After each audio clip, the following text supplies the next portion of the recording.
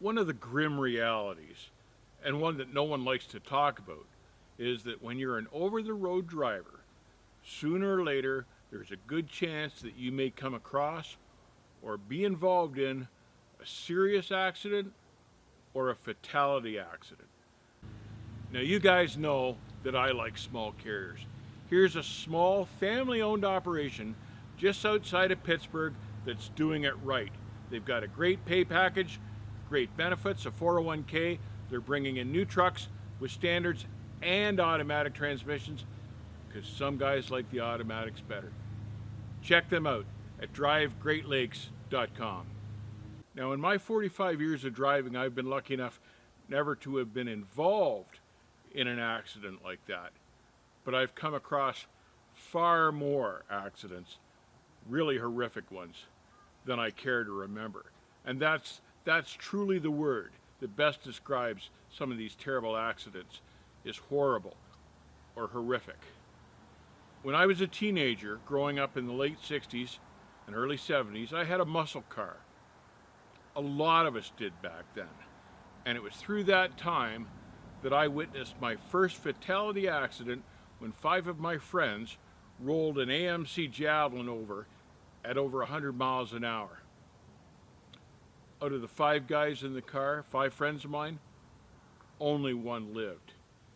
And I can still pull up the pictures in my mind of that accident to this day, and it was horrific. And I think witnessing that accident changed the way I drove. Now, like I say, in 45 years, I've witnessed a lot more accidents like this, and it's something that some of you are going to come across sooner or later. And for those that don't, pray that you never do. Now, I've heard some safety guys say that there is no such thing as a non-preventable accident. And to those safety guys, I'd say that they really haven't driven very much or not at all when it comes to driving tractor trailer. I will agree, however, that there are many accidents that are preventable. Now, let's face it, these days the cars are quieter, faster, smoother, they travel more quickly, drivers are distracted, and we've got drivers on the road with 3 months experience doing driver training. And yes, I'm looking at the four-wheelers here, and I'm looking at those big mega carriers that have driver trainers with 3 months experience training other drivers. No wonder the odds of accidents are skyrocketing, no matter what the circumstances.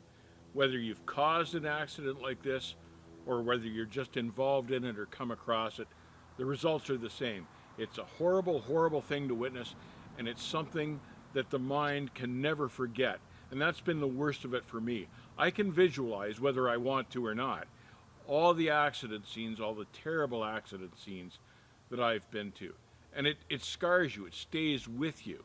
And I strongly recommend that anyone that has been in a situation like this to go and seek grief counseling. Now, a lot of the really good carriers have a human resources department that will be able to tend to a driver's needs in a situation like that. And I think right there, that is a sign of a good carrier. Now, the one truck driver that I did know personally that was involved in a fatality accident was never the same after that accident. He was never able to forget it. He said it haunted him and it rolled over in his mind constantly, to the point that he considered suicide. He was a friend of my father's. Truck driving can be a great career, but like any career, there can be a downside and there can be a dark side. And the darkest side of trucking as a career, in my mind, are coming across and witnessing these fatality accidents. Every career has a downside and a dark side to it. In trucking, I think this is the darkest side, that an over-the-road driver will sometimes have to witness scenarios like this. And the worst part of it is, there's absolutely nothing a driver can do to prepare for something like this. But at least we should talk about it, because it's the only type of preparation we may get. Now, there are a lot of accident scenes that I've been to that I don't want to relive and talk about again. but I can tell you about one that's not too gory that I can tell you about. Many years ago, I was on the Trans-Canada heading west, winding my way into Golden, BC. Now the road through there is 2 lanes and it winds along the side of the mountain, maybe 800, 1,000 feet above the Kicking Horse River. It's a road that you've got to be careful with, and you've got to take your time because there are sharp curves, steep little angles, and you just can't crawl through there too slowly. I was crawling through there one morning on the way west heading through to Golden, and I came across a couple of guys around the curve ahead of me, stopped, and they were peering over the edge, and the guide wires were broken because that's all there was back then, were guard wires to keep you from going over the edge. So I stopped my truck and walked over and said, "What's going on?" And they were looking down, and the one guy said, "A George Smith truck just went through here and over the edge." Now back then, George Smith was a carrier out of Winnipeg, Manitoba, and they had cab over Astros, and those things were all glass in the front. And I guess they'd lost control going through the curves. They'd been going too quickly, didn't make the curve, and shot off out into space. And we looked down, and the river was almost directly below, and I don't know how far down it was, maybe 800 feet.